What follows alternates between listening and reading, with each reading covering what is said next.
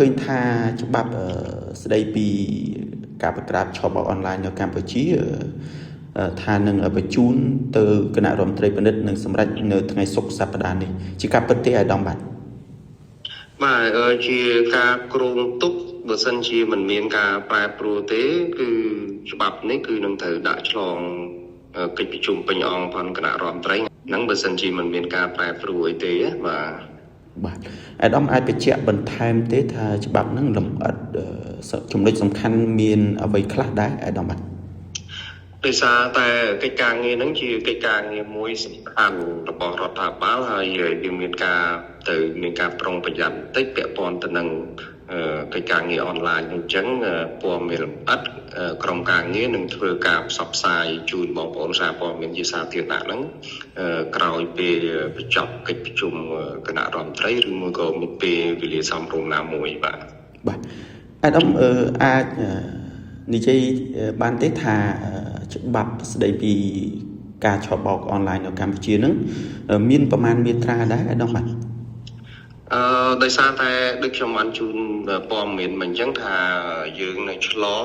គណៈរដ្ឋមន្ត្រីអញ្ចឹងអាចមានការប្រែប្រួលអញ្ចឹងយើងអត់អាចតន់ថានឹងជំរាបថាជាពិតប្រកបត្មងមានប្រមាណមាត្រាទេព្រោះអាចមានការប្រែប្រួលបន្ថែមទៀតណា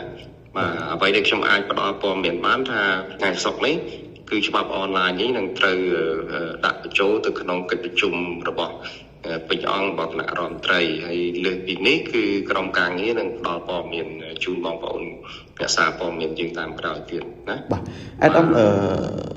ច្បាប់នេះបើបញ្ជូនទៅដល់គណៈរដ្ឋមន្ត្រីនេះដើម្បីពិនិត្យសម្រេចគ្រោងនឹងបញ្ជូនទៅរដ្ឋសភានៅថ្ងៃណាដែរអាដាមអាចបង្ហាញបានទេបាទ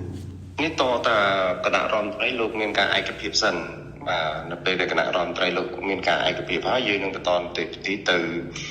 រដ្ឋសភានិងទៅព្រឹទ្ធសភាបន្តទៀតប៉ុន្តែ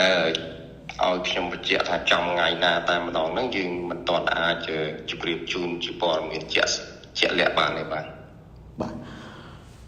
អ្វីដែលខ្ញុំអាចជម្រាបជូនបានគឺមើលមិនមានការប្រែប្រួលទេដល់បរិយុរដ្ឋមន្ត្រីលោកនឹងដឹកនាំគណៈប្រតិភូផងក្រសួងយុទ្ធភ័ណ្ឌដើម្បីទៅឆ្លងច្បាប់នេះមួយគណៈរដ្ឋមន្ត្រីសមាជិកភាពហ្នឹងយើងសូមមិនជម្រាបជូន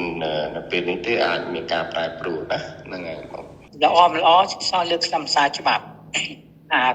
មានគួរតែមានហើយក៏តែស៊ីសោះលើកខ្លឹមសារច្បាប់ទៀតណាខ្លឹមសារច្បាប់ខ្លះជួនកាលវាអាច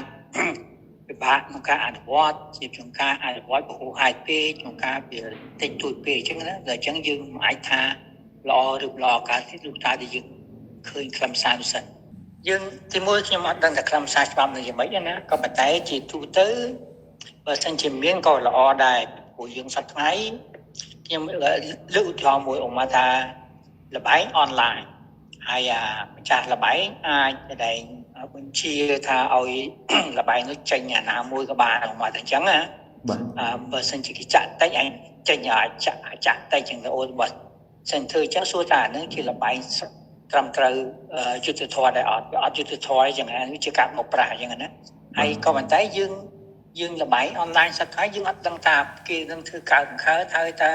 មានច្បាប់ចែងមិនយើងអត់មានឬក៏បាត់ទាំងស្រុងអីយើងអត់បានដឹងទេអញ្ចឹងណាដូច្នេះបើសិនមានខ្លឹមសារនឹងយើងអាចនិយាយបានក៏ប៉ុន្តែគាត់បើសិនជាច្បាប់នឹងវា